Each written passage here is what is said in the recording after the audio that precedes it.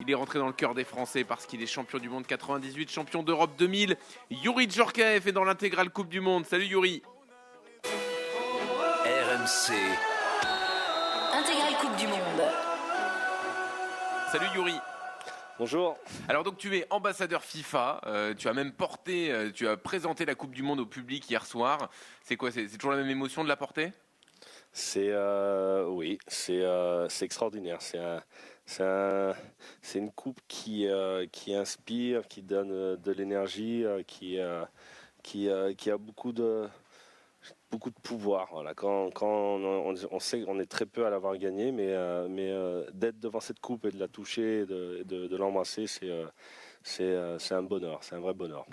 Et cette Coupe du Monde 98, elle est toujours en toi.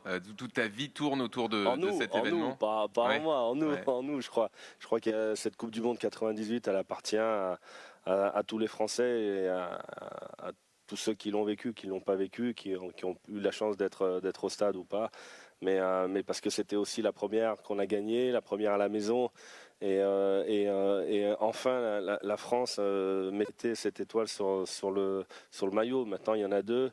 Et je pense que le parcours qu'on a fait en 98, on s'est aussi nourri des autres générations pour pouvoir arriver à exploiter ce qu'on avait en tête. Et 98, c'est un peu l'expression du football français à son apogée. Et alors, est-ce que tu mets la France parmi les favoris sur cette édition, malgré la blessure et le forfait de Benzema ? C'est dur, hein. Vraiment c'est dur. Hein. On a beaucoup de blessés, on a beaucoup d'absents dans cette Coupe du Monde. Je pense que c'est sûr, Karim, c'est énorme quand même qu'il soit parti, qu'il soit blessé pour cette Coupe du Monde. Mais on va quand même avoir des chances. Alors, on a sûrement deux grands favoris. On est passé je pense à outsider. Mais on a quand même des chances. On a un bon groupe pour démarrer. On a le premier match va être important, mais je pense qu'il y a une motivation qui doit émaner aussi de ces absences-là et derrière aller chercher la force pour faire le mieux possible. Alors, il y a des parallèles qui se font avec 2002, puisque donc on est encore tenant du titre.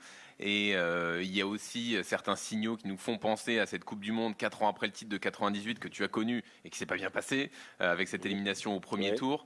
La différence peut-être là, c'est qu'au moins le cas Benzema, entre guillemets, il a été réglé, alors que vous à l'époque, il y avait la fameuse cuisse de Zidane qui a un peu empoisonné toute la Coupe du Monde. Oui, qui a empoisonné un peu toute la Coupe du Monde. C'est vrai que là, c'est un contexte différent, je crois. Parce que on va dire de 2018, il y a pratiquement la moitié de l'équipe qui n'est plus là aujourd'hui en 2022.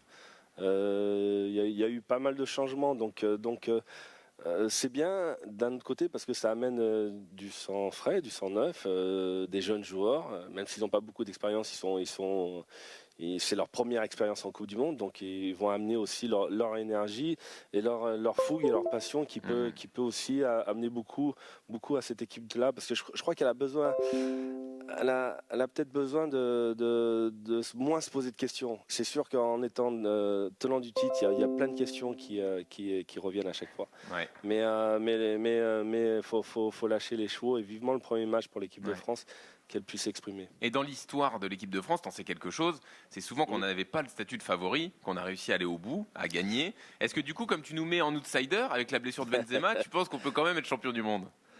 Oui, bien sûr, tout est ouvert. C'est sûr qu'aujourd'hui, on parle beaucoup du Brésil et de l'Argentine, mais je pense que, on va dire, si on regarde toutes les équipes européennes, on est peut-être la mieux placée pour aller le plus loin possible. Ouais. Et je crois que la France doit créer, doit inventer peut-être quelque chose, doit sortir d'une certaine confort zone qu'elle avait créée depuis un certain temps, où il y a eu petit à petit des difficultés dans les matchs, dans l'organisation aussi.